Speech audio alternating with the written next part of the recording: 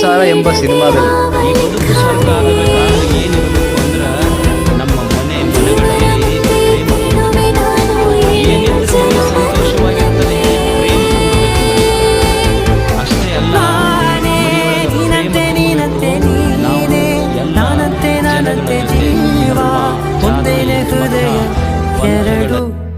ಸಂಸಾರ ಎಂಬ ಸಿನಿಮಾದಲ್ಲಿ ಗಂಡನೇ ಹೀರೋ, ಹೆಂಡ್ತಿನೇ ಹೀರೋಯಿನ್.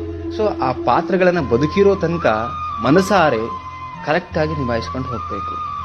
ಅವಾಗ ಮಾತ್ರ ಆ ಸಂಸಾರ ಅನ್ನೋ ಸಿನಿಮಾ ಅದಕ್ಕೊಂದು ಅರ್ಥ ಸಿಗ್ಲಿಕ್ಕೆ ಸಾಧ್ಯ.